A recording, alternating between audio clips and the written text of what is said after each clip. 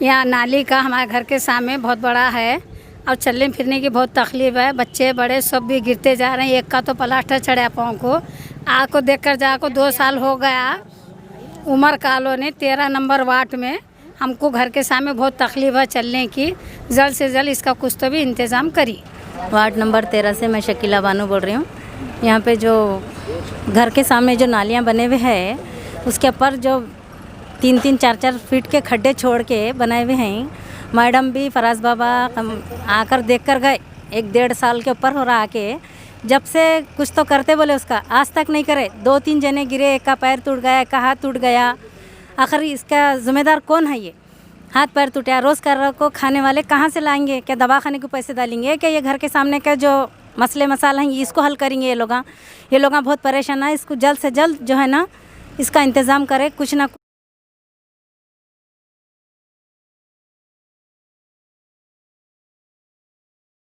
रोज़ रोज़ की बारह है, ये एक दिन का नहीं है। रोज़ रोज़ आते जाते रहती हैं, ऐसे ही गिरना पड़ना। परसों पैर फिसल के गिर गए। कौन जिम्मेदार है? खाली आती इंच बोलते हैं, कभी भी आती इंच बोलते हैं। कोई भी क्या भी काम नहीं करते यहाँ के एमएलए ना कारपेटर। कौन से कारपेटर है कि यहाँ के मालूम भी नहीं हो रहा। ये वार्ड नंबर 13 है। ये उमर कॉलोनी बिलोंग करती है। हबी फंक्शनल अपोजिट। यहाँ पे एक बहुत बड़ा ड्रेन यहाँ से गुजर के KNZ की तरफ गया सो है, जो अलहाज मरहूम खमरुल इस्लाम साहब के पीरियड में ये ड्रेन कंप्लीट हुआ था। उसके बाद यहाँ पे फराजुल इस्लाम साहब और ऑफिशियल लेवल पे आके विज़िट भी करे। यहाँ के लोगों को यकीन दिलाया था कि यहाँ का काम मैं बहुत जल्द करूँगा, और वो मुझको भी यकीन था कि वो ज़रूर काम मुकम्मल होगा। अब आने वाले दिनों में खमरुल इस्लाम साहब के फ़र्जंद जो फराजुल इस्लाम साहब हैं, उनके पास अब शायद वर्कर ज़्यादा है और यहाँ पे उनके मुनीम्स ज़्यादा हैं। उनको कैसा मिसगाइड करे पता नहीं, वो यहाँ का काम कैसे का वैसा है। मैं फिर भी यहाँ के लोगों को इंशाल्लाह माशाल्लाह में लेके जा रहा था। अब यहाँ के लोग 4-5 दिन से मेरे को कंटिन्यू, मेरे को भी ऐसा मिसयूज़ डायलॉग मारना शुरू करे उन्होंने कि भाई तुम भी क्या उन्हीं के लाइन में हैं? आप क्या है ताहिर मियाँ यहाँ का?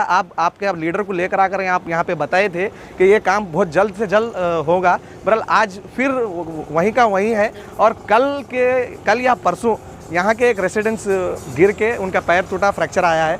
मेरे को भी मजबूर होकर ये डायलॉग बोलना पड़ रहा है कि यहाँ के डेवलपमेंट नहीं होने की वजह से मैं फिर लोगों को यकीन दिलाया कि आने वाले दिनों में डेफिनेट मैडम यहाँ का कुछ ना कुछ डेवलपमेंट करेंगे, बेफिक्र रहिए आप। अब उन्होंने बोल रहे हैं मैडम करेंगे या कारपोरेशन वाले करेंगे, वो बात की बात है। अब यहाँ पे किसी को हादसा हुआ तो क्या ताहिर में आपके हम घर को भेजना, क्या करना? फिर आप जिम्मेदारी मत लो। आप जो लास्ट टाइम पे जिम्मेदारी लिए थे अभी तक वहाँ डेवलपमेंट हुआ नहीं। ऐसे बहुत से इशू हैं। मैं जब तक खमरुल इस्लाम साहब से जुड़ा हुआ था या मैडम के साथ मैं फील्ड में था, मैं बराबर मैडम को यहाँ की रिपोर्टिंग देता था कि भाई यहाँ पे सख्त ज़रूरत है, यहाँ का काम करना चाहिए। यहाँ काम नहीं कर भले तो थोड़ा बहुत हम डिले भी करें तो हम वहाँ पे थोड़ा बहुत हम कंट्रोल कर जा सकते हैं। अब जैसे कि आपके माध्यम के थ्रू से जो हमारे वार्ड नंबर 13 के चिक्कर्स के फ़ोटो, स्ट्रीट लाइट के फ़ोटो आ रहे हैं, उससे ज़्यादा इम्पॉर्टेंट है ये ड्रेन। चिक्कड़ में आदमी फिसल के गिरा तो फिर भी वहाँ संभल सकता है। बहरहाल ऐसे ड्रेन में कभी गिर गया तो आदमी को सिर्फ जमा होकर पूरे रिश्तेदार सीधा कब्रिस्तान को लेके जाना है, दूसरा कुछ नहीं। और ये कारपोरेशन की लापरवाही है और लोकल रिप्रेजेंटेटिव की भी लापरवाही है। अब बहरहाल मैं उनसे जुड़े हुआ हूँ, कैसा बोलूँ? मैं खुद मजबूर हूँ।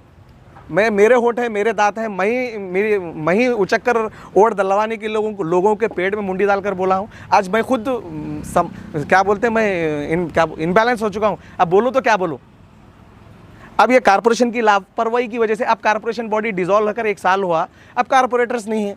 अब हम किसको बोलना? जो छोटे मोटे काम हैं हम कारपोरेटर्स को बोलकर या कमिश्नर को बोलकर ले सकते हैं। अब कमिश्नर के पास हम गए तो KS IS ऑफिसर सारे, हु इज़ दिस, आप कौन है जी?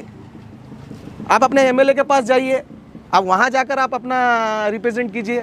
मैं बोले आप लोग ड्यूटी कर रहे हैं, हम रिप्रेजेंटेड होंगे तो वोट डालने के बाद के बातें हैं। अब फिलवक्त तो तुम्हारी ड्यूटी है ये, आप इसको सॉल्व वो इशू वहाँ पे कितने लोग कितना परेशान हो रहे हैं तुम उसका अंदाज़ा नहीं लगा सकते। अब उसकी शायद मैं आपको जाते हुए उसके क्लिप्स मैं आपको दूंगा।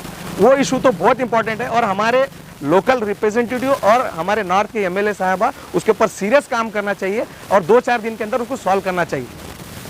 मैं आपके चैनल के माध्यम से मैं सबको ऑफिशियल और लोकल रिप्रेजेंटेटिव को और एक बार मैं इतला दे रहा हूँ और उनको ये भी बोल रहा हूँ ये 10-15 दिन के अंदर दरमियान में यहाँ ये इसके ड्रेन के ओवर स्लैब और प्लस वहाँ का वो मसला हल नहीं होगा तो मैं आने वाले दिनों में एक बोल्ड स्टेप लूंगा, जैसे खमर इस्लाम साहब के परेड में मैं रिंग रोड स्ट्राइक कर मैं ब्लॉक कर एक स्ट्राइक कर उनको मनवा के 4 करोड़ रुपए का काम लाया था। और इंशाल्लाह मैं वो स्टेप नहीं लेना चाह रहा, आप काम करेंगे तो मैं समझता हूँ कि यहाँ के लोकेलिटी को और कुछ नहीं चाहिए।